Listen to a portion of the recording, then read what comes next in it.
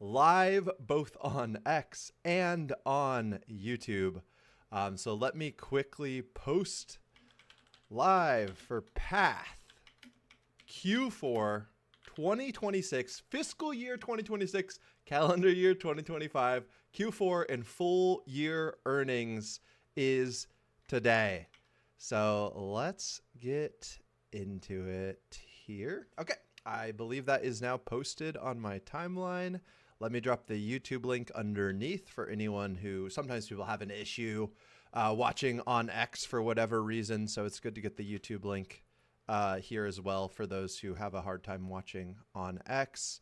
And then I'm quickly going to repost this to the Path community and pin it in the Path community so that everyone, the 2,400 UiPath investors, watch live.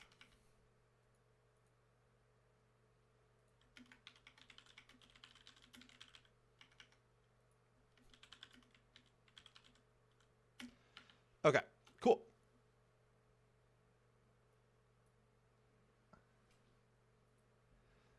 Now I'm going to quickly pin this and we are ready to officially start. And it's super great on YouTube. I will clip it so that the video actually starts as soon as we get into it, as soon as we get into the really interesting stuff.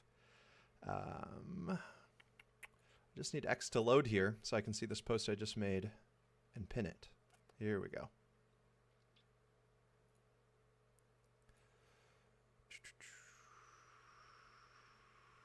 Pin to community.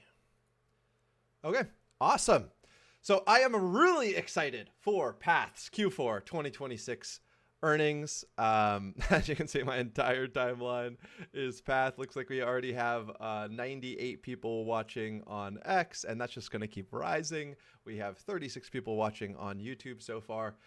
So yeah, there is a lot that I want to get into today. So I have been vibe coding my own kind of command center for myself with in anti-gravity with Gemini 3.1 and Claude Code Opus 4.6 within anti-gravity. So I kind of like loaded up Claude Code within anti-gravity, and I've been building like a stock analyst website that has been just like really fun and super cool. And it gives me like, I can just make it give me all the data that I actually care about, that I actually want to see, and custom charts. And like I have, okay, I'm digressing though. That's not important. But I also have my notes in here for this live stream. So in about 40 minutes, 35 minutes is when the official earnings is probably going to release, like, you know, maybe around 5-10 minutes after market close, which is now in 32 minutes. So as soon as the earnings drops, we're obviously going to drop everything, and we're gonna get right into earnings. And actually, I should have UiPath investor relations up here, just to make sure that, you know, we are here refreshing financials, quarterly results. So yeah, we're going to be waiting for Q4 here. So we'll keep tabs on that when the time is right, but it's not quite that time now. So there's a few things I want to get into just as we start here, covering the basics about why I am invested in Path. And yeah, then there's a lot of other stuff I want to get into. I want to talk about Path's tech value.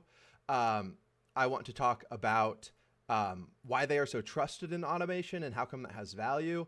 And I want to talk about why all the things that could go wrong probably won't. And I'm not that worried about them, like a full economic meltdown from AI, or UiPath becoming obsolete, or UiPath getting outcompeted, or superintelligence eating everything. Like, yeah, there's a lot of things I want to talk about in this live stream.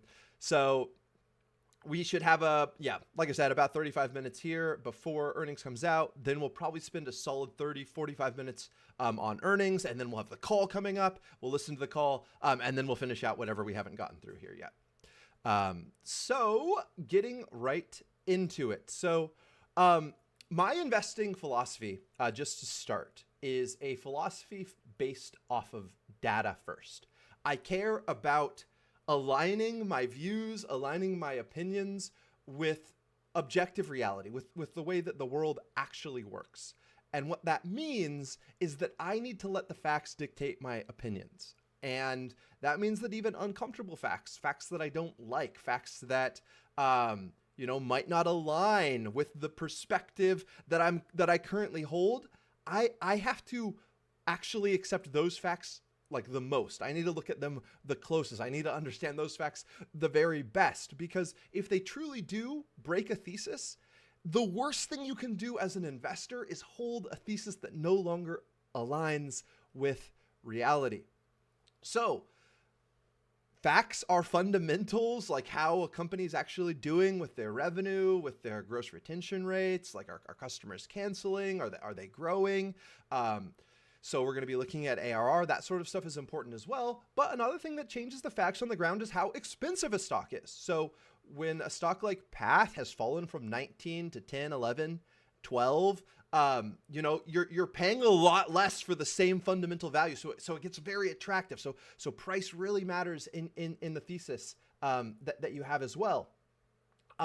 So reality dictates my opinions. And of course, I do not do this perfectly. I am a fallible human being. So I'm going to mess up. I'm going to get overly excited about things, and it puts blinders on that I don't want to have. And I have to we have to work on this as humans to try and be as objective as possible. That means like on X, I have to like things that I don't agree with to make sure that my feed doesn't turn into just, me feeding myself the opinions that I want to see and making myself more radicalized. Like these are important things we have to think about, especially in the age of AI, where there is the ability for AI to feed you all of the exact information that you want to see, that just props up your presuppositions, and you never challenge anything. And it can create a bifurcated, disconnected society where we have a hard time communicating with each other and stuff like that.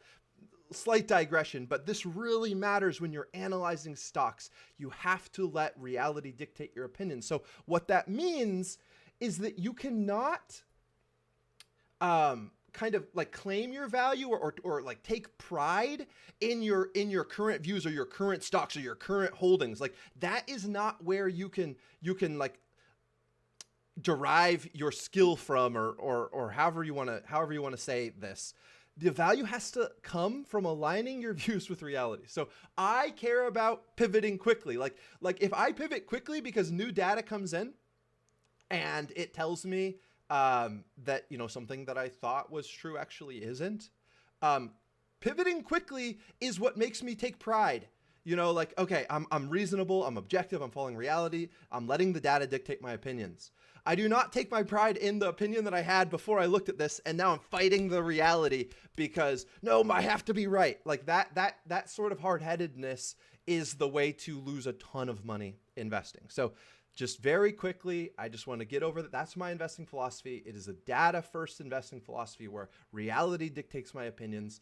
I take my value, on the highest level from my creator, from Jesus, but on a lower level, just like as far as professional competency goes, from aligning my views with reality, not from aligning my value from my current opinions. Okay, so now let's talk about Path specifically. So I believe that UiPath is currently, this is what the reality tells me, the facts on the ground tell me, I believe that UiPath is extremely undervalued. So let's open up this really quick.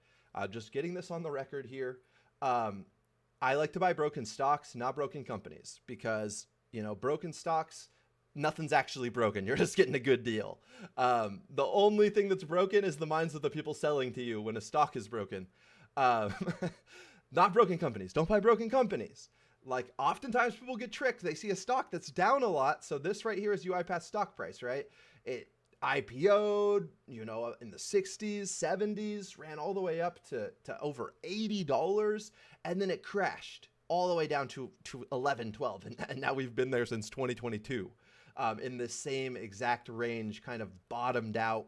No one wants to buy it. A lot of people get tricked because there's a lot of stocks that, go down, right? And guess what? There's a lot of stocks that never come back up. They never recover.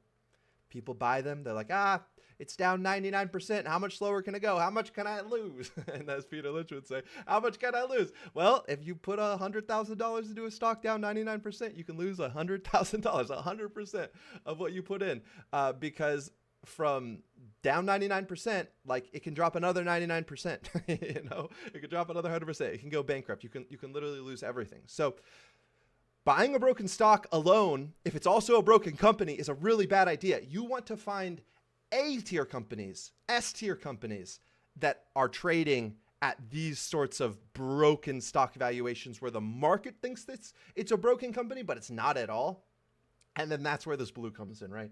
This blue is UiPath's revenue since it's been a public company. So we have seen revenue like more than double, while the stock price has gone down 85%. So what this does is over time, the asymmetry grows. The asymmetry of how much the stock can go up versus how much it can go down. Like reasonably, if a stock eventually has to follow fundamentals, the longer that this stock was going down and the more the revenue was going up, this divergence between reality and perception grows. And once it's now chasm for 4 years in a row, right, where we haven't grown for 4 years in a row, and revenue just keeps on growing. And now I think in Q4, we're about to see the first quarter of ARR, which stands for annualized reoccurring revenue. That's like your annual subscription, the value of your annual contracts. We're going to see that start to reaccelerate. So we're going to see the growth start to be faster than the growth last year in Q4. And that is showing AI to be a tailwind, which we will get into. But now we're at a situation where the stock is at record lows. I mean, record lows since it's been public. Record low market cap. They have so much cash that record low enterprise value, record low like price to sales, record low enterprise value to forward sales, record low EV to EBITDA, like whatever calculate. Like the stock is cheap. It's cheap. While they're accelerating revenue, we're about to see ARR reaccelerate. So it's a weird mix where it's definitely a broken stock, but it's not a broken company. And actually, I believe, and we'll get into this more and more, and you guys will have to decide based on the arguments that I make here, for those who actually care and are going to listen through this, that AI is a huge tailwind, and this is one of the best times ever. Like the longer the base, the bigger the breakout is going to eventually be here. So that's a little point of intro here I want to get into here. Past is extremely sold off. So now I also just want to quickly look at like, okay, what is its valuation like, compared to the competitors? Because in the private market right now, it is a completely different world than the public market. In the public market, it's like everyone who does have a business, it's like, oh, that's risky. I don't know if that business is going to be there. But everyone who is like starting a business, even if they're doing the same thing or such a similar thing of a business that already exists, if they're starting a business and they're still private, people are throwing money at you. Like if you have AI in your business model at all and you're private, it's like your valuations are extreme. So just to show the divergence here, in 8N, it has far less functionality than UiPath. It can do way less. Okay, but it is it's better if you're a small individual, okay, and you don't actually care about the governance, you don't care about the auditability, you don't care about the security certifications. I mean, you're someone who would just like run, OpenClaw on your main computer with access to all of your actual email inboxes and stuff. If you're someone like that, it's like, okay, yeah, you probably don't need Path, and you're probably going to choose N8N over Path. If you're a Fortune 500 company, a Fortune 2000 global company, one of the 2,000 biggest companies in the world, you're 100% going to need Path over N8N. Just so you can kind of like understand the high level view without getting into all the like technological specifics, which we will get way more into later on in the stream. N8N is currently valued at $2.5 billion in the private market. That's what their last funding round was at. And the last news I could see was from like late last year. They were at like 45 million, 50 million in AR. So I'm guessing like around now, they're probably at around 60 million of total revenue. So $2.5 billion valuation, 60 million in revenue. UiPath, it's a public company. So everyone hates public software companies right now. Don't buy them. Don't buy them. That's everyone's opinion. Just because it's public, it has to suck, apparently.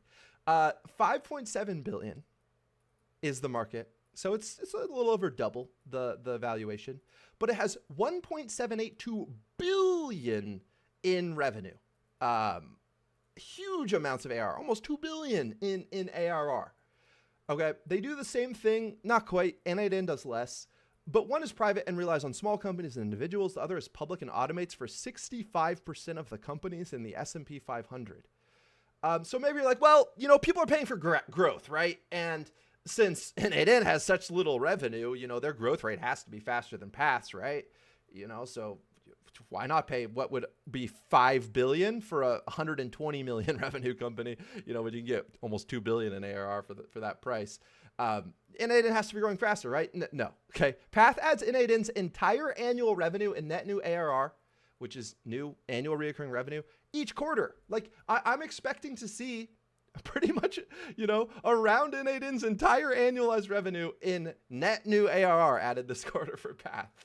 So it's really crazy the valuation discrepancies we're looking at here. Like this thing right here doesn't happen. What I just showed you guys earlier, this doesn't happen where a stock drops 85% while revenue more than doubles without getting some weird valuation discrepancy type things like what I'm showing you with N8N, where Path is barely worth twice as much as them and, adds an entire one of them every quarter. Every single quarter. That means you're going to get 4 N8N's worth of revenue throughout this year. And it only costs twice as much. And actually, because UiPath has 1.4 billion in cash and no debt, you're actually paying like not even twice as much. Now I'm sure actually N8N has a lot of cash as well. We should be fair, since they did just raise a ton of money at this 2.5 billion with only 600 or 60 million in revenue. So just know there is some bubbles in the AI space. They're not in Path. They're mostly not in the public market. There's some high valuation stocks, but most of the tech companies in the public market are not even anywhere close to bubble territory. I mean, like price to look through earnings, if you expect Path to have a 35% net margin eventually, which it should easily be able to hit because it's an automation company, right? And they're using the automations that they're selling to others internally. So they're becoming super efficient, and they have these scaling laws where they're growing revenue without expenses. I could just show you here. Actually, if we go to the income operating expenses here in this little Vibe coded app I've been making, you can see how since 2022. I should make my head a little bit smaller here. I'm going to be blocking this. Since 2022, this has not been growing. This line, it really has not been growing much at all. You can see they're at 1.2 billion in operating expenses in 2022. They're now at 1.3 billion. So they've added 100 million in operating expenses over 4 years. This is full 4 years, right? And revenue keeps growing. Revenue has now surpassed operating expenses, which you obviously want to see. But this is going to stay pretty much flat because they're having so much leverage through through Maestro doing work internally. So that's really, really, really an exciting thing to see. Okay, where am I here? Okay, so Path is extremely sold off. The valuation is really cheap. So the expectations are just so low compared to the private market. Like the deals you're getting, the amount of AI upside you're getting for the price is insanely better in the public market right now for a stock like UiPath. Okay, so third intro point here. I want to just quickly, let's see, do we have time? Yeah, this is just a short clip. A lot of you guys watching this will probably have already seen this, but I just want you to understand what the company's expectations for Path is. Like what does the management of the company think is possible here? I don't want you guys to be like, we'll go into my models and stuff, but I want you guys to understand the input, the reality, right, that is informing the modeling I'm doing, which is completely different than any modeling anyone on Wall Street is doing. But, they're not reality. They're just these, well, we won't get into it. So I'm listening to the reality on the ground. So this is what Daniel Dine said last year. This is from UiPath Fusion in 2025. So We're looking at like 7 months ago now. Just a quick 2-minute clip. You pivoted the entire company to agentic orchestration. Clearly you've done that. What's Wall Street's reaction to that? They must be asking you a lot of questions about your total available market, how big is that market? And I don't think anybody knows the answer other than it's huge. You know, we're going from whatever, you know, to adding $12 trillion to the economy and the GDP, and it's really hard to size. But can you give us a sense as to, you know, what your gut tells you about how big that market is? I think there is no doubt that agentic market is huge. And I believe we have a right to win, you know, to carve out, you know, our portion of this agentic market. For me, my ambition is at least to build a business as big as RPA. We build in 5 years $1 billion business in RPA. I think we can build, you know, in 5 years a similar business in agentic.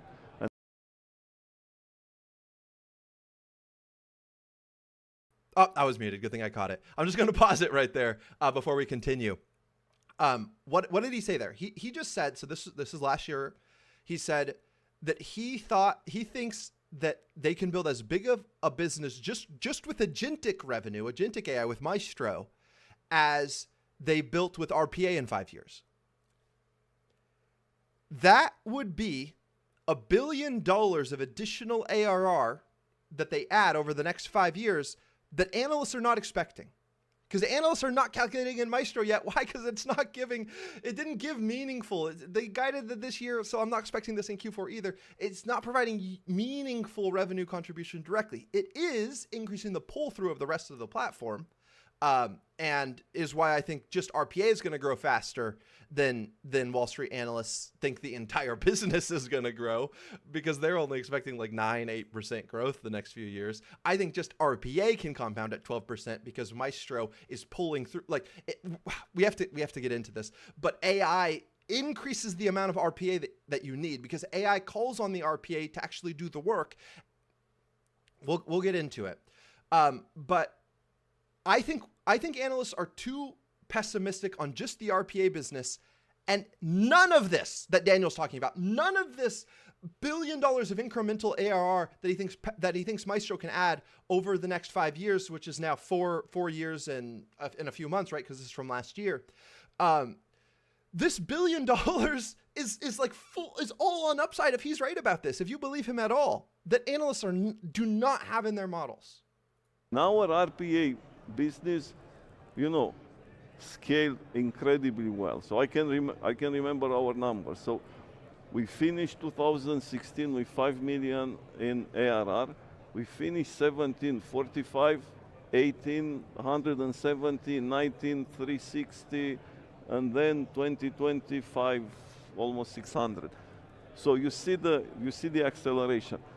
I believe that we might see the same acceleration in the adoption of agentic AI. Yeah, and you're well on your way to 2 billion in ARR. I agree. I think agentic is going to dwarf the size of the RPA market.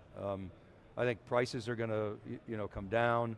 The productivity boom, that's going to be, I mean, productivity with RPA was substantial. The ROI was off the charts. I think this is much, much bigger.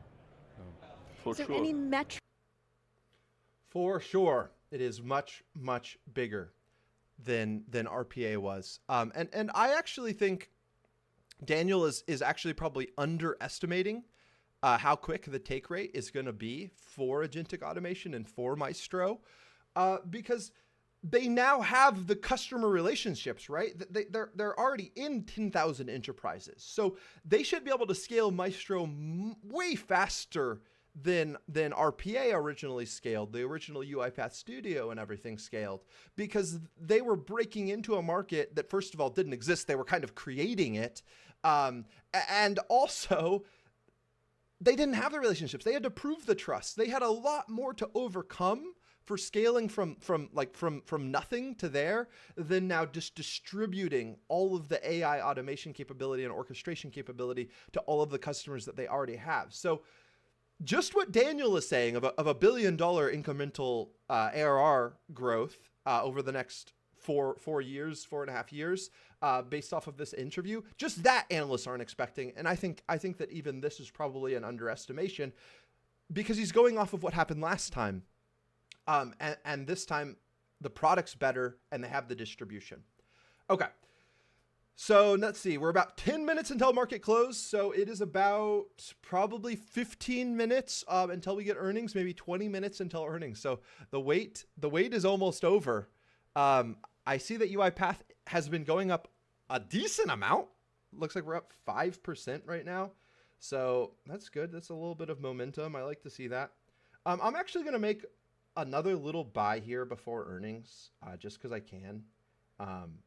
And I just think the asymmetry of this purchase right now at this price is so great that even if earnings really disappointed me, I don't really think that this can go down much, right? Like, oh, could we bounce back off of 930 again? It's like, yeah, if the whole market wanted to crash and earnings was just absolutely terrible in every way, yeah, we could see that again. But I think the odds of that, the probability of that are quite low. And if it happens, I think the downside is quite low. So that's why, yeah, I just made another little purchase here. I just bought another 150K. Apologies for pausing the rant for a second, but I have to manage our portfolio, right?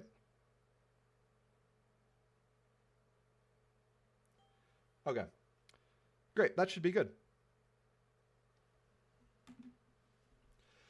All right. So now the final part about the final intro part here, and then well, actually, I think I might be able to get into a little bit of part 1 as well. But I just want to talk about a little bit about the demand and the interest trend that we are seeing for agentic orchestration. So remember this video we just watched? He's like, agentic orchestration is going to be big. He thinks it's going to add $1 billion of ARR. Well, is he just dreaming, right? Is he just dreaming of something that's crazy?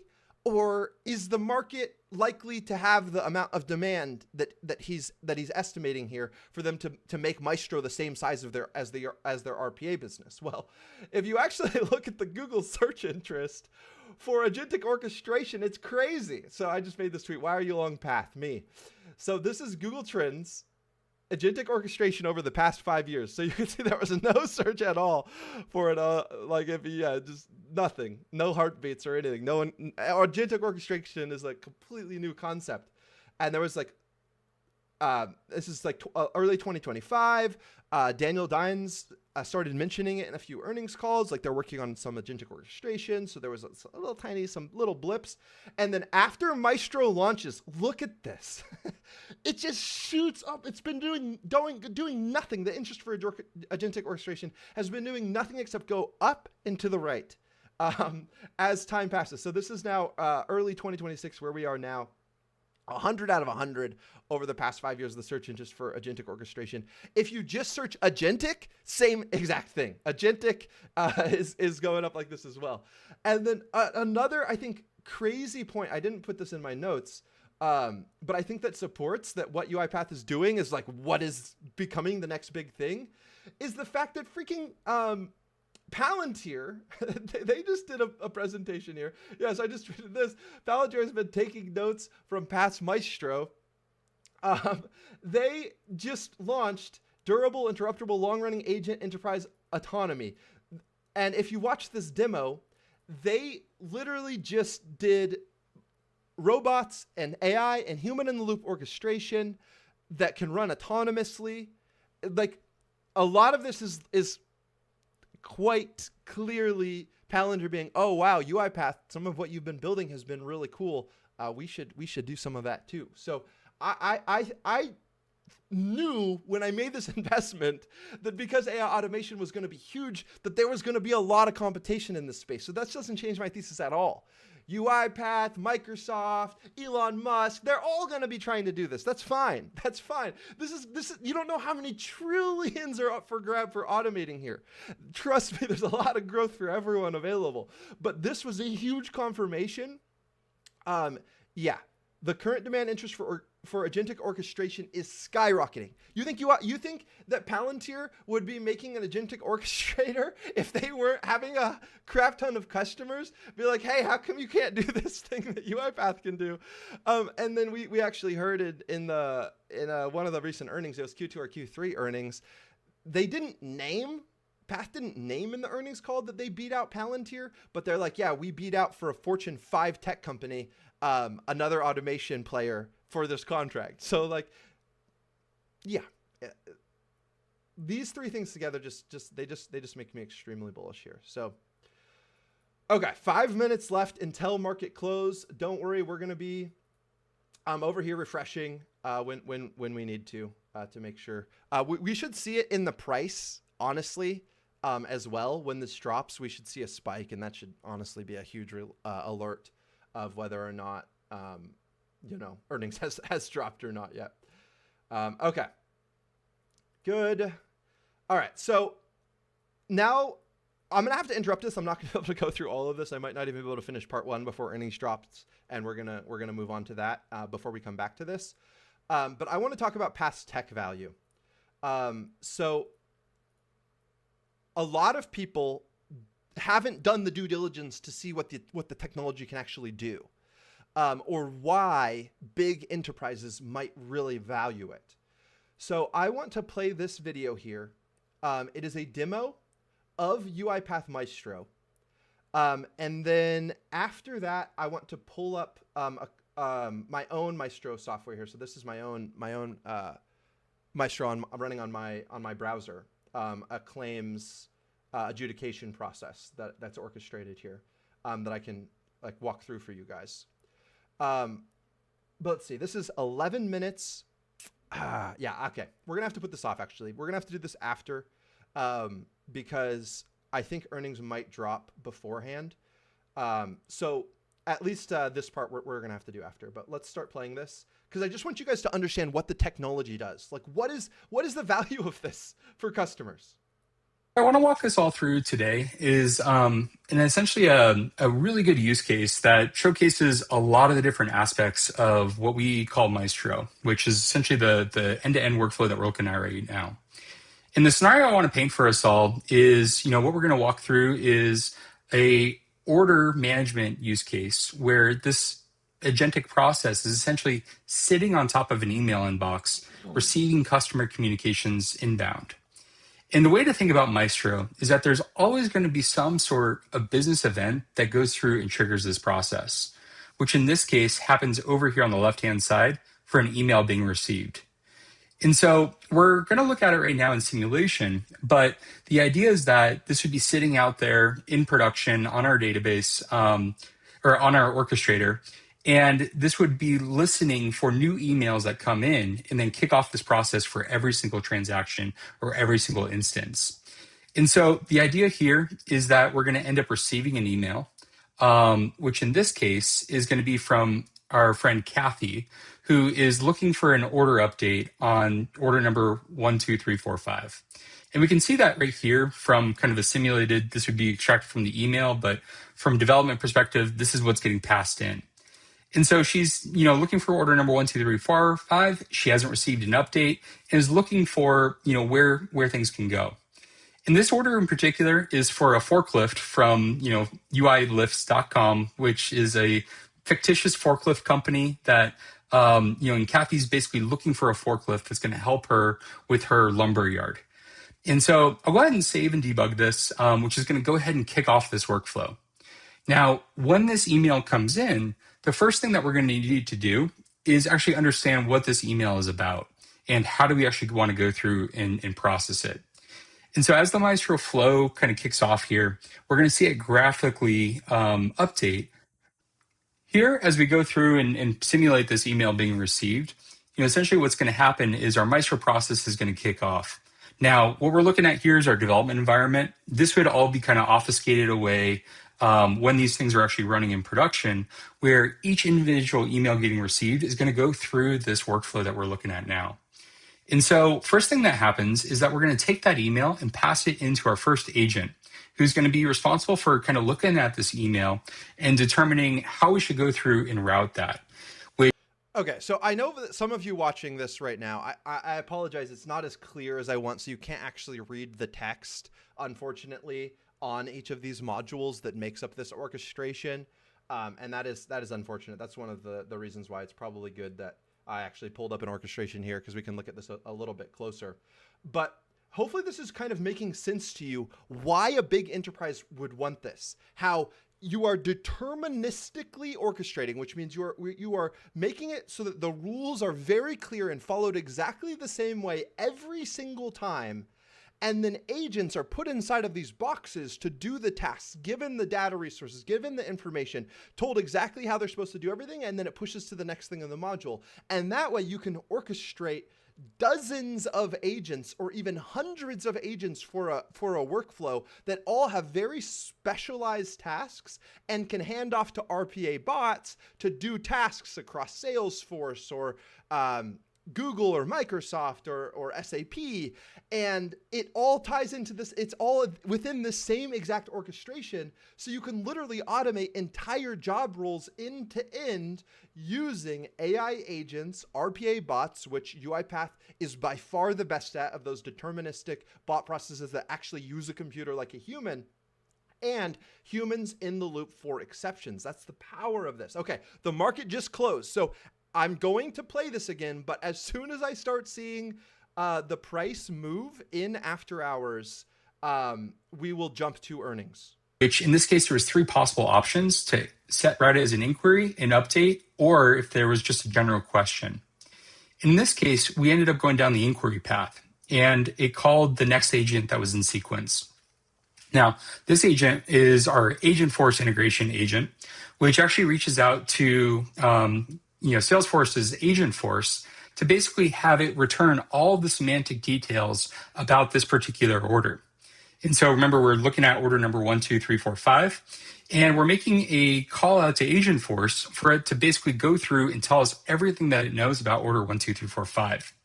And if we actually go and inspect and look at what the outcome from that was, we're able to go through and see in this response payload that there's quite a bit of information that we're able to use the agent that's sitting inside of Agentforce to do the best of breed things that Agentforce is capable of. And in this case, it ended up summarizing, the call transcripts that went through. It ended up providing a bunch of details around the order, what was purchased, various different information about how much was paid, and so forth. And that payload of semantic details gets passed into our next agent in sequence here, which is our UiPath order inquiry agent. And so what I want to do while that's running is actually go through and do a little bit of a deep dive into that agent, where we can actually go through and see a little bit more on what's going on. Now, what I'm looking at now, we pulled up the agent that's this order inquiry agent. And this agent's main job is to go through and produce some sort of communication that updates the original email based on information that I went through and researched about this particular order. Okay. Now, in this case, we passed into it our email chain, as well as all of those order details that we got from our Agentforce agent. And we're going through and essentially having this agent reach out to SAP and go kind of take a look at the item master. We're giving it capabilities to go off and pull inventory. And, in this case, this agent went out to SAP and ended up finding that there's no inventory available. And so to kind of show what that looks like. Okay, so just so you guys know, by the way, I'm still refreshing. Earnings have not dropped yet. We are watching. But he also showed you guys, the AI agent builder. So you can build your own agents or integrate third-party agents like Anthropic or ChatGPT or something like that. Those agents as well work. So very, very, very cool. This agent essentially opening up SAP, going out and using an RPA to automate inside of the system to go grab various different inventory levels. And then from that, it's going through and determining that, we don't have any inventory for the part that we're looking at and currently purchased. Now, from there, it calls a similar part finder agent, which uses that semantic details around why this product was originally purchased, as well as information around, our product catalog and all the various different types of forklifts we have available. And it tries to match new in-stock products that we would be able to go off and recommend to Kathy. And so after this agent runs, it drafts an... Okay, so a really cool thing, I think a lot of people would just miss listening to this. The agent literally went and pulled up the call transcripts from the original sales calls to hear about the problems that the customer was having in order to make a recommendation for an item that was in stock that still met all of the customer's requirements. So this sort of integration of data and customer service, like that's something a human wouldn't even do. They wouldn't go read through the original call transcripts of when you were deciding to buy the thing to make sure they recommended you the actual thing you need. Like these sorts of automations and agents that UiPath allows customers to build is not only going to save them money, but it's going to make the experience better for UiPath's customers. So it's just a really, really exciting thing. I'm still refreshing, by the way, no earnings yet. Email out to Kathy to respond to her original request and update her on the status. And we can see our Maestro flow ended up flowing back into this human in the loop kind of status here. And so in this point, we're essentially creating some sort of review process for somebody who's looking at this particular request. And so if I go jump into that request, which is in our UiPath Action Center, we're able to go through and see how the agent is currently processing, and as well as a brief kind of description of the email that was passed in, all the steps that the agent had taken, and then the actual response that we're planning to actually send out, which in Now, I know for a lot of you guys, you might be watching this and you're like, why in the world would you want a human in the loop? Like, why wouldn't you want the agent to just send it? And yes, eventually we will get there, right? Where the agent is sending the emails, but you have to understand how risk averse these big institutions are that are actually UiPath customers. The human in the loop is a huge sell for them because making a mistake, the liability of that when you are a big company is so much larger than for an individual. So we can run OpenClaw. A big enterprise cannot even think about doing that. So the human in the loop is a huge sell for them, even though I understand for us, we're like fully autonomous now. It's like you have to ease these big, slow moving, like multi-century, some of them old companies. You have to ease them into the AI age. Let them confirm with a human for a while. It's okay. The customers want this. this case, it looks like our agent's recommending this CMFL V00 model, which we have in stock. And we give here some reason why, where it's like, hey, is it able to help with those off-road conditions you mentioned and so forth. And so I'll go ahead and submit that as a response. And in a couple seconds here, we'll actually see it go reply to that email with that submitted response. And we're entering into kind of this event listener state. And this is where Maestro really, really stands out with the ability to have it go through and wait for some sort of event to take place before continuing on one way or the other, which in this case, I have two different events that it's waiting for. I could either time out here, after a certain amount of time, we don't want to, we can assume that Kathy's not going to reply to the original email. Or if she responds, we'll end up kind of taking that response and passing it all the way back through the chain here. And so in my email, I'll go ahead and open up the email that we received from our agent here. And I'll go ahead and mark this and just basically say, let's move forward with your suggestion. And we'll send that email across. And what will happen in about a minute, up to 5 minutes here, is that message will get received, and then it will continue back on through this flow. And essentially at this point, I'll jump to the video real quick here to kind of showcase kind of what's happens from this point onwards. If any of you guys have not ever run an actual retail store, which I've run online e-commerce before, this sort of quick responses that actually give the customer what they want based off of the context of everything the customer has told your business in the past. Not only does this save money because having people writing these emails and looking up all of this stuff is very expensive per hour, but it's going to make you more revenue because there's so many deals that fall through, or like someone sends an email about something that's waiting and they don't get a response for a few days and they just cancel the order. And having all of this like instant follow through, the exact context, like this is not only going to save money, it's going to make UiPath's customers more money as well by sometimes upselling something. If a items not in stock that they ordered originally. And the AI agent knows exactly what they need. It's just so powerful. I'm still refreshing, by the way, guys. Still no earnings yet. Where the second that email gets responded to, it's going to go back into that triage agent, figure out how things are going to process. And in this case, we're expecting it to go down this update pathway here. And at that point, what happens is on a remote instance, we kick off a refund, we process a new order, all using an RPA. And just that quickly, we've gone through and did the refund and did the order replacement. And then we reach out to Agentforce and basically change it to the new order ID. And we basically ask Agentforce to update the order. And okay, so this is a really cool thing as well. One of the things that UiPath has such a advantage in is they're not siloed. So Agentforce agents can be great working on Agentforce. Microsoft stuff can be great working on Microsoft. But what if you need an agent that reads the email, that goes to SAP to see your inventory levels, that can then cancel an order and make a new order and needs to update your Salesforce or your other agents? Like, this integration is literally bridging the gap between different siloed software into a single, like, autonomous end-to-end workflow. Like, that is why it is so powerful and why UiPath is needed. In a world, if you believe there's going to be a world where multiple tech stacks are used or multiple softwares are used by these big enterprises, then it's a world where UiPath is necessary to orchestrate between them all. Okay. Okay. We have full year. We have full year earnings. So let's hop to that. And I think we saw enough of this. This gives you an idea. We will hop to my own orchestration here a bit later on.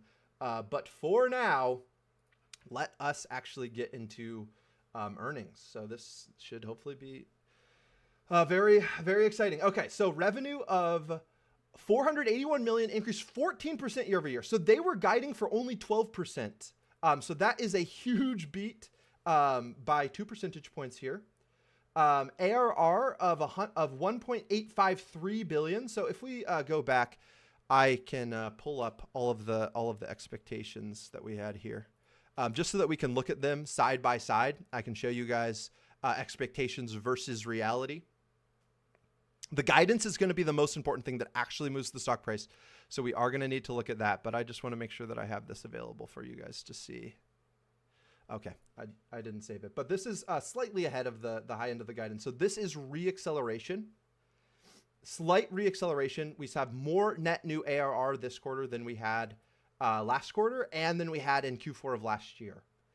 GAAP operating income of 80 million and non-GAAP operating income of 150 million. Okay. Net new ARR 70 million. Yeah, that is really good. I think Wall Street is going to love that. 70 million of net new ARR. We're getting back to the net new ARR that we were at like 2 years ago, because we've been in this trough. Actually, I can show you this. We've been in this trough where net new ARR has been reducing every single quarter. That's why the stock's in the dumps, right? And this is changing that. This is changing that pattern. Okay, I pulled it up here. I found it for you guys. Okay, so look at this. So this is UiPath's net new ARR, so the incremental ARR. And you can see that it's been on a downtrend. And we just saw the stop of the slowdown in October, and now we are seeing real reacceleration now in this report that we just got. So that's good. GAAP gross margin 85%.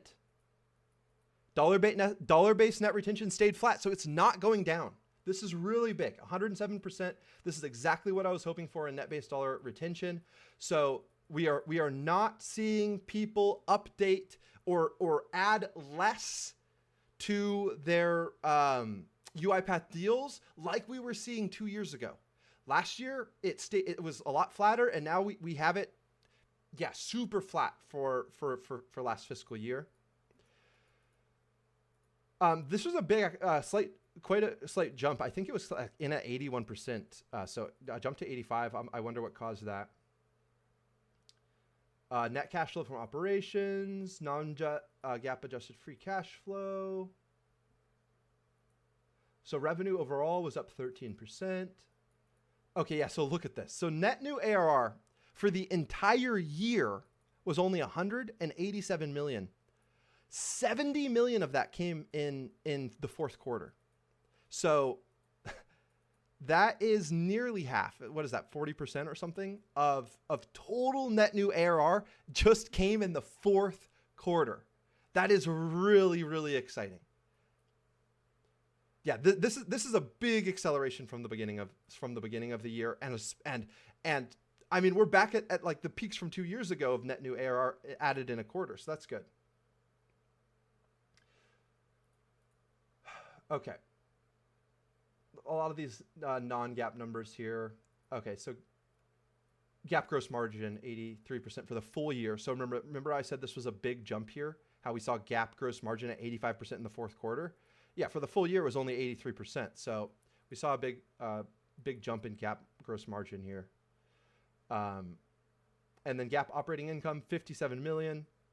So I believe this is their first full year ever of GAAP profit. So that's really impressive.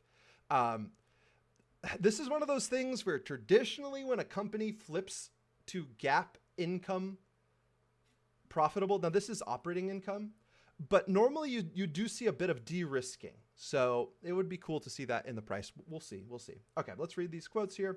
I am pleased with our fourth quarter results and the operational progress we achieved throughout the year, including reaching full year GAAP profitability for the first time in company history. So, I mean, there's no way the market can't like that, right? I mean, that has to de-risk you. You already have 1.4 billion in cash, no debt. Now you're GAAP profitable.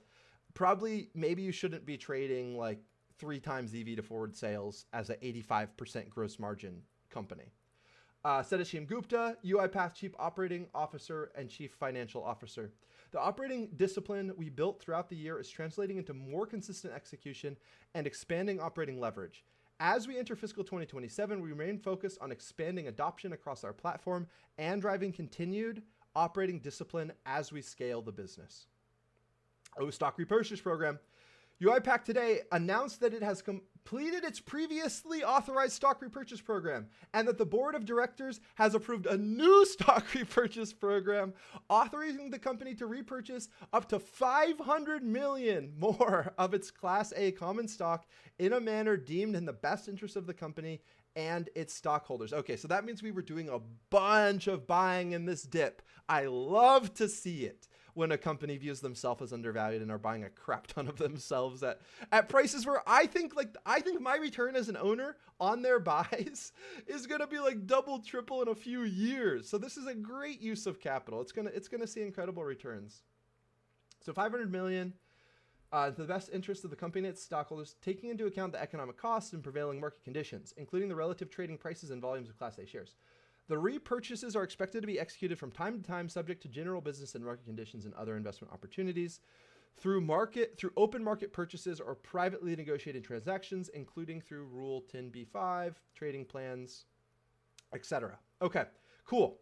So the fact, like this is something that they do opportunistically do. So the fact that they fully used the pre-existing buyback program that they had before and then created an additional $500 million one. Well, it shows if they're only going to buy when there's an opportune moment, that they view $9, $10, $11 as a hugely opportune moment. Okay, financial outlook. So this is going to be big. For the first quarter 2027, UiPath expects revenue in the range of 395 to 400 million. Okay, let's quickly see so this is one thing. If you are watching this, anyone from UiPath, it would be nice if you just gave us the quick year over year change here. Just tell us what the percentage year over year change is for us so that I don't have to do this. But let's just quickly go over to quarterly results real quick. And I just want to look at Q1 of this year. I want to see what it came in at. So it was 357 million of revenue.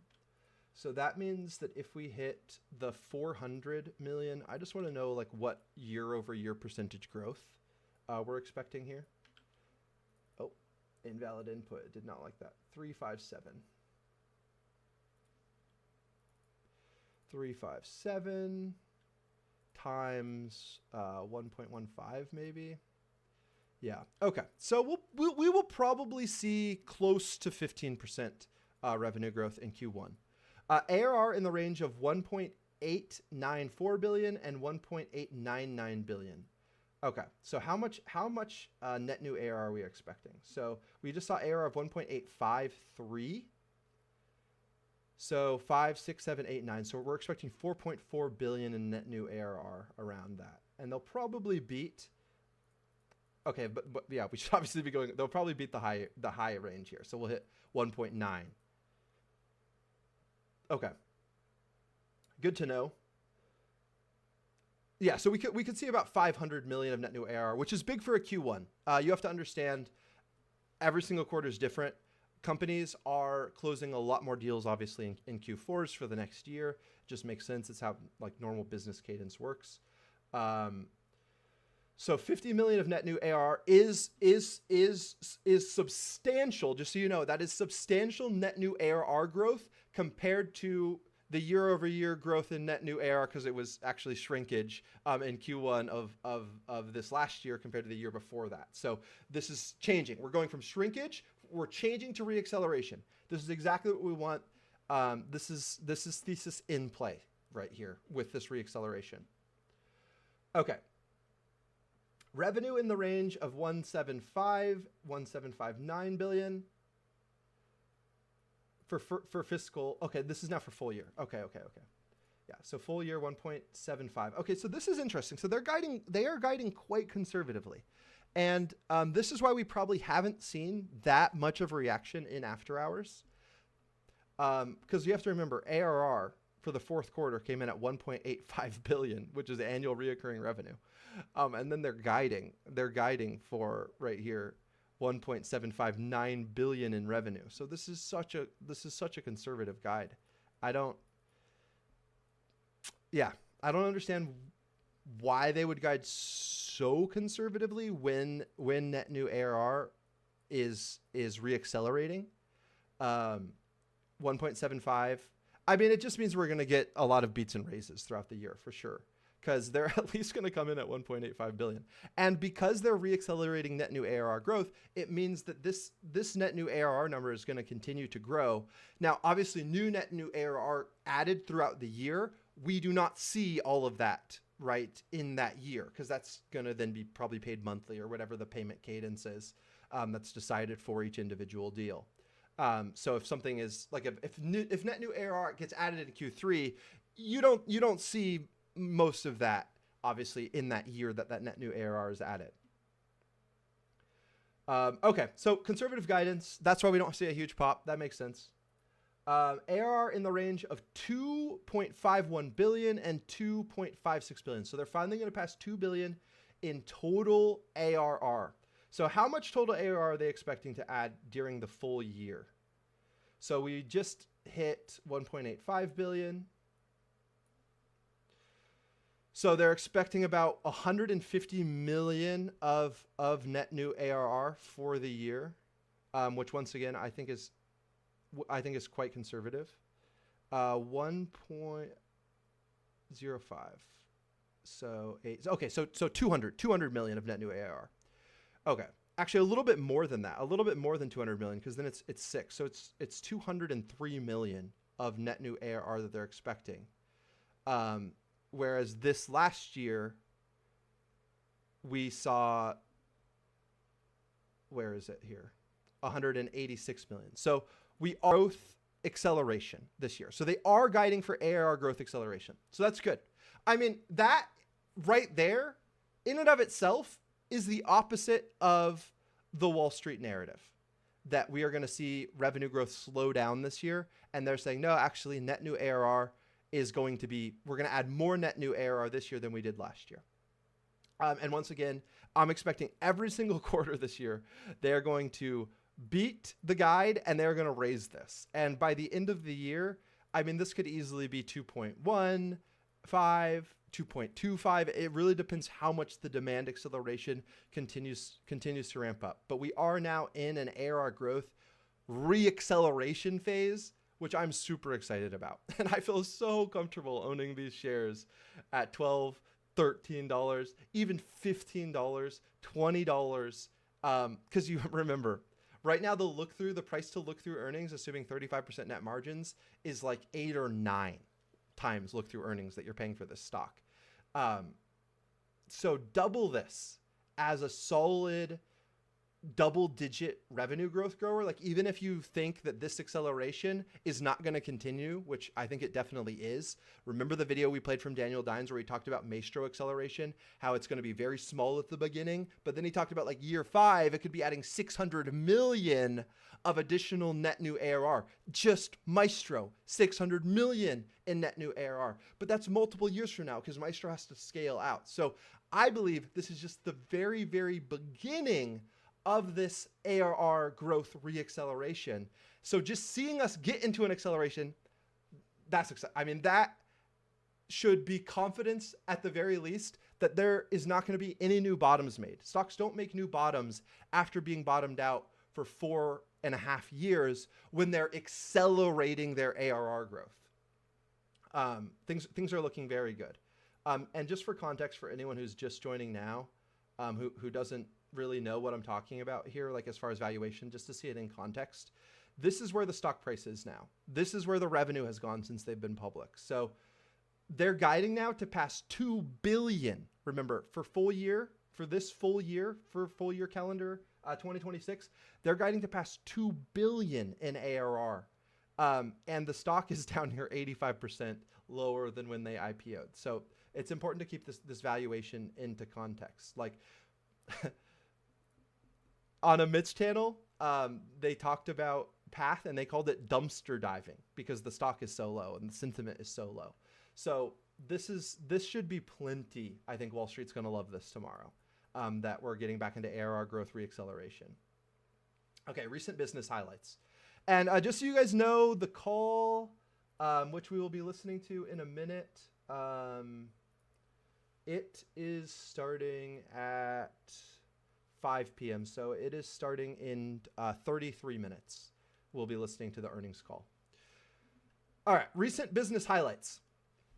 Launches new agentic AI solution for the healthcare industry. UiPath announced new agentic AI solutions for the healthcare industry for providers and payers. The offering for medical record summarization, claim denial prevention and resolution, and prior authorization leverage agentic automation, business orchestration, and purpose-built, fully compliant and governed agents to connect data and improve efficiency and accelerate revenue cycle management. This is big because the healthcare industry is one of the slowest, most bureaucratic, slow-moving industries in the world. If you ever think the healthcare industry is going to use something like OpenClaw, you're crazy. So I think this is going to be a huge growth vector for UiPath. And then what I actually take this as, like this announcement of these like specified agentic solutions, is now they've been building Maestro orchestrations for enough customers that they have a bunch of pre-built tools, which is going to greatly accelerate time to value when they are deploying for a new customer. Because now, like, they've already deployed stuff for 5, 6, 7, 8 healthcare providers. And it's like, okay, now we have the preset solution. Now we can add value to a new healthcare provider with like a preset product that you just have to edit. Kind of like what this is that I loaded. Where is it? This Maestro orchestration. It like is already fully set up for claims, for the entire claims adjudication process. Like literally, if the first agent decides that the coverage is valid, it goes and 3 agents get triggered at once to start running 3 different checks. And it starts like all of this is just, it happens automatically. And obviously if it's denied, then it's great. You don't have to pay anyone. But yeah, once they have the pre-built solution, they launch it and now time to value accelerates. And that's why I think some of this guidance is going to get absolutely destroyed as this ARR acceleration that we're starting to see just, keeps speeding up faster and faster. Okay, announced acquisition of WorkFusion. UiPath announced the acquisition of WorkFusion, pioneered in AI agents for financial crime compliance.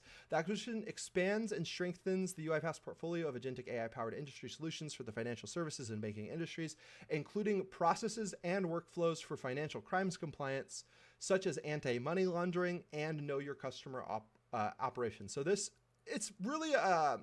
was an acquisition for talent and technology, it's not really going to affect the numbers much because they're a super, super small company. But if you want to listen to an interview with the CEO of WorkFusion, I actually posted it on my X. It should be one of the more recent ones, but it's very interesting. I recommend looking at it a bit later, this right here, because the WorkFusion CEO in this clip is literally talking about like humanizing, like they hired actors to make their AI agents like human, like very human, so they can literally like call you in meets or whatever. And then like the AI agent, when it needs a human in the loop, it like feels like you're talking to a person for the people.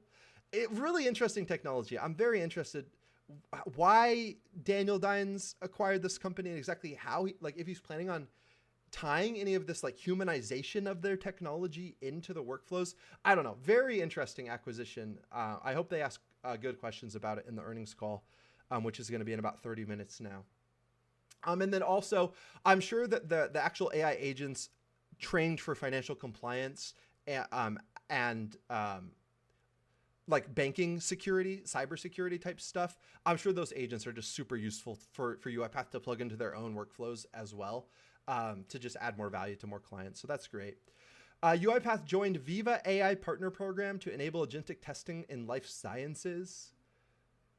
They're delivering agentic end-to-end workflows that will transform computer software assurance, testing, and validation for quality management. The partnership enables life science organizations to generate, execute, and validate software requirements through test cases with automated pass-fail determinations while maintaining full governance, traceability, and compliance.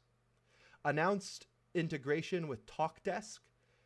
UiPath integrated TalkDesk, a leader in agentic customer experience, combining TalkDesk multi-agent AI solutions with UiPath's agentic orchestration and intelligent document processing via model context protocol. Okay, this is actually, I didn't even really think about this much, but partners are actually a potential huge growth driver for UiPath. Because if a company like TalkDesk, right, they're selling their AI customer support solutions, right? They're probably a small startup, and they're just offering this one solution, right? Well, if some of these startups start utilizing UiPath technology within their own stacks, well, now it's like API keys, right? Like it's like a model company where every company using your API keys, like UiPath uses Claude API keys and OpenAI API keys and trains their own AI as well and open source models. But you know, they're getting some business from UiPath, Anthropic, and OpenAI are. Well, now UiPath is getting business from TalkDesk as well. So that's very interesting. This integration supports regulated, high-stakes use cases across financial services, healthcare, retail, and more, reducing time agents spend on a single interaction and enhancing accuracy, delivering a better customer experience. And this top one as well, I'm not a scientist, so this one probably just went over my head a little bit, but the amount of use cases, like the amount of real use cases you realize where Maestro can add value, it like blows your mind when you start thinking about it. Okay, UiPath named a leader in the Forrester Wave. UiPath was named the leader in autonomous testing platforms, Q4, receiving the highest possible marks in 7 criteria, including vision and roadmap for its testing solutions. So that's good. Third-party validation that UiPath's technology is really good.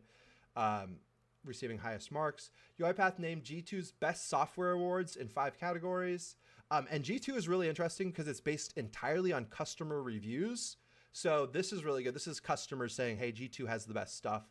UiPath was recognized as a leader in G2's Best Software Awards in the following categories: Best Agentic AI Software Products, Best AI Software Products, Best Development Software Products, Best IT Management Software Products, and Best Global Sellers. UiPath Screen Agent receives the OS World Top ranking.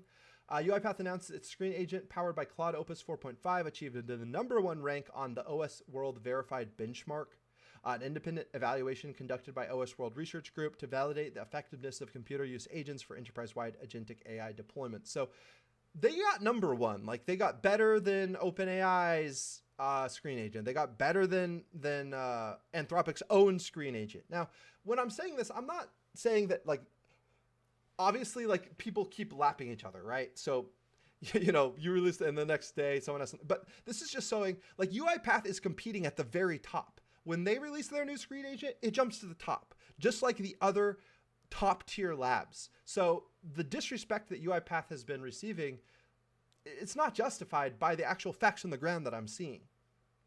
A core technology for UiPath Screenplay. UiPath Screenplay agents use common language models, LLMs, that allow for the use of natural language to simply and easily create user interfaces to automate and execute end-to-end complex tasks. So it's pretty cool. Screen Agent, it's like an agent that you talk to within UiPath Studio, and you just tell it, like, okay, do this, then do that with natural language, and it builds the automations for you. It's pretty cool. UiPath achieved, okay, this is really big, I think. UiPath achieved the AIUC1 certification. So I made a whole post about this. I can probably pull it up here. We're jumping the line a lot on everything that I want to talk about here. But this is really interesting, so I just want to read it for you quickly. We still have about 25 minutes until the call. So UiPath became the first enterprise automation platform to meet the world's reference standard for AI agent security and reliability. The certification conducted by Shellman, the largest specialized cybersecurity auditor in the world, validates that UiPath's AI agents operate safely and securely in real-world business environments.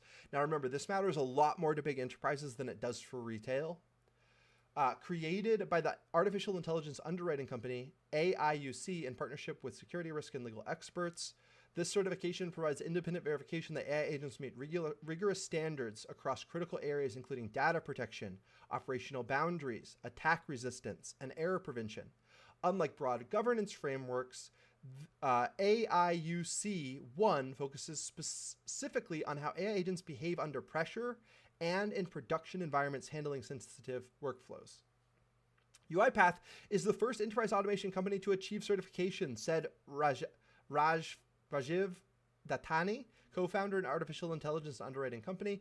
To achieve this, they subjected their suite of agentic AI systems to 2,000 plus technical evaluations and a comprehensive audit of their AI policies and technical guardrails. This demonstrates UiPath's commitments to responsible AI agent deployment in enterprise environments. So I can keep reading this, but like big enterprises, they care. Like this is going to stand up under scrutiny. This is going to stand up to attack. AI is never going to do anything that we don't want. It's fully audible, fully governable. We have human in the loop whenever we need. This is the stuff that companies care about. And UiPath is knocking it out of the park with all of this stuff. The certification conducted by Shellman, the largest specialized cybersecurity auditor, validates that UiPath's AI agents operate safely and securely in real-world business environments. And then UiPath joined the Agentic AI Foundation to advance interoperability in agentic AI adoption. UiPath announced it has joined as a gold member. Together with other member organizations, UiPath will work with industry leaders to shape standards and collaborate on open source innovation necessary for scaling agentic AI in the enterprise. Okay, cool. So biggest takeaways I got just from this before the call is, first of all, net dollar retention, it's not falling, boys. So if you're expecting this company to die, it's just not going to happen. And remember, gross retention, just gross retention, UiPath has 98%. It's like you have to pry these customers away once they're installed. Customers don't leave. So it's just so easy for them to keep growing ARR with that level of gross retention. It's just prime. Like Lemonade doesn't have that. HIMSS doesn't have that. You better believe Oddity doesn't have that. It's like 70% repeat purchase rate for Oddity Tech, which means 30% of customers never buy again. And then of the 70% that do buy again, I bet there's another huge drop off. So it's just like their gross dollar retention's 50 or something. I don't know how you like sustaining growth at that with that low level of gross dollar retention is a lot harder than when you have 98% gross dollar retention, 107% net dollar retention, which means for every net dollar you receive, customers are paying on average 7% more the next year. It's just, it's so easy to keep growing. It's just so easy to keep growing when you have 98% gross dollar retention. So the disrespect, the price that this stock is trading at is insane because of that. Okay, so while we are waiting for this, I'm going to sign up for this really quick. But I have quite a bit more that I want to get through, and we're just going to use this time as best we can in 20 minutes. Hopefully, get through a lot of quick stuff I want to talk about before the earnings call starts. Okay, so first look at Maestro. Let's just look at this process that I built myself. So this is a full. Sorry, I didn't build this. This is a like pre-built thing that you load, and then you can edit. You can look at. You can change the functionalities, the variables, edit the agents. Like it's fully customizable after you have it. The ones I built were much simpler than this. Trust me. So there's a ton of agents in here, and there's RPA bots in here, which is really cool. So you validate a claim. It goes through. If it matches the agents, like the agent has access to your policy, your terms, the limits of the coverage, and it can see, okay, is there coverage or not? If it's not, the claim just gets denied. The agent just denies it. Great. If it is covered, then it splits, and it goes to these three different agents at once. A fraud scoring agent that tries to decide if there's fraud in that claim.